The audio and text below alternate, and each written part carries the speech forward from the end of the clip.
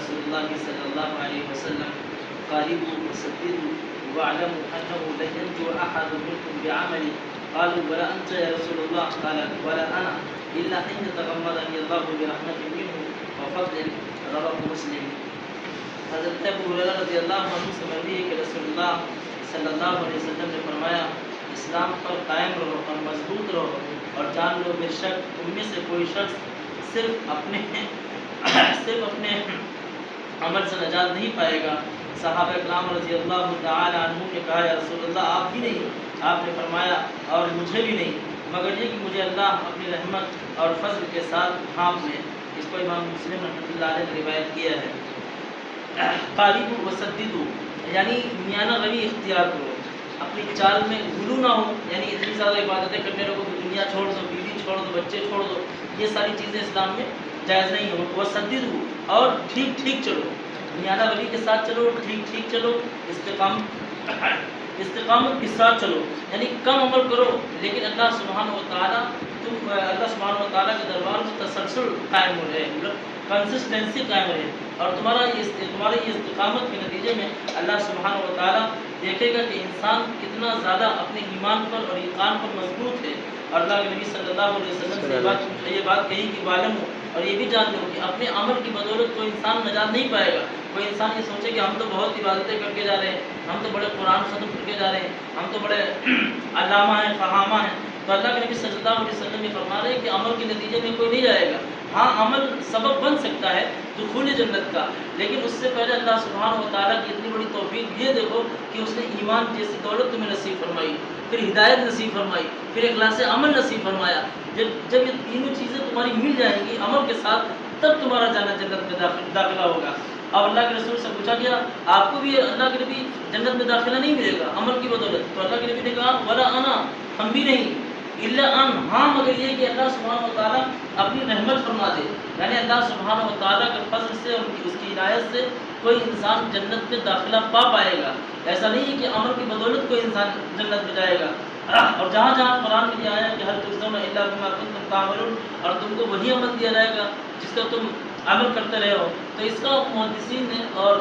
مفسرین نے بہت سارے جوابات دیے ہیں. ایک جواب یہی ہے کہ اللہ سبحانہ و تعالیٰ عمل کی توفیق دینے سے پہلے جو تم کو ایمان کی توفیق دے رہا ہے، ہدایت کی توفیق دے رہا ہے، پھر تم کو اس پر قائم رکھ رہا ہے، یہ محض اس کی توفیق سے ہو رہا ہے. بہت سارے لوگ دنیا میں پائے جا رہے ہیں تو کیا سب اللہ سبحانہ و تعالیٰ کی عبادت کر رہے ہیں؟ نہیں کر رہے ہیں، اپنی چوائس سے کوئی کدھر جا رہا ہے، کوئی کدھر جا رہا ہے. لیکن اللہ کے نبی صلی اللہ علیہ وسلم نے فرمایا جب انسان اسلام کا عہد باندھ لیتا ہے، اللہ سے وفا کی امید باندھ لیتا ہے اور وفا پر قائم رہتا ہے، تو اللہ کے نبی صلی اللہ علیہ وسلم نے فرمایا کسی استقامت کے نتیجے میں اللہ سبحانہ و تعالیٰ موت کے وقت بھی اور قبر سے نکلتے وقت بھی، پھر میدان محشر میں جمع ہوتے وقت بھی وہی دو فرشتے جو انسانوں کے ساتھ ہمیشہ رہے ہیں تو وہی اب خوشخبری دیتے ہیں تینوں ٹائم میں.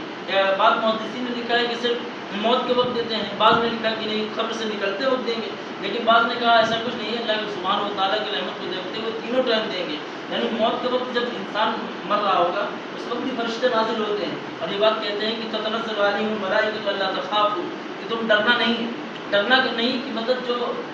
عالم پیش ہونے والا ہے یا جو دنیا تم کو ملنے والی ہے اب اس کے تعلق سے تمہارے دل میں خوف نہیں ہونا چاہیے، حیا اور ڈر نہیں ہونا چاہیے، اس لیے کہ تم اللہ کی توفیق سے استقامت پر قائم رہے ہو، قاربوا وسددوا، اور کم عمل کرتے رہے ہو لیکن اخلاص کے ساتھ اور اللہ سبحانہ و تعالیٰ کی رضا جوئی کے لیے کرتے رہے ہو. تو اس بنیاد پر اللہ تخافوا ولا تحزنوا، اور دنیا میں جو تمہارا مال و اولاد چھوٹ رہا ہے اس کا غم بھی نہ کرو کہ دنیا تو فانی ہے، سب ایک دن ختم ہو جائے گا، ہمیشہ رہنے والی آخرت ہے. ولا انت یا رسول اللہ، جب اللہ کے نبی صلی اللہ علیہ وسلم سے یہ بات کہی گئی تو اللہ کے نبی صلی اللہ علیہ وسلم جو کہ اتنی زیادہ عبادت کرنے والے اور روحانیت کے اعلیٰ مقام پر فائز اور اللہ سبحانہ و تعالیٰ کے سب سے چہیتے بندے اور اللہ سبحانہ و تعالیٰ کے لیے مان لیجیے کہ مقصود کائنات، یعنی کائنات کا سمجھو خلاصہ ہے، کریم ہے، جب اللہ کے نبی کا یہ حال ہے تو ہمہ شمع مطلب عام لوگوں کا حال کیا ہوگا. ہم لوگ اس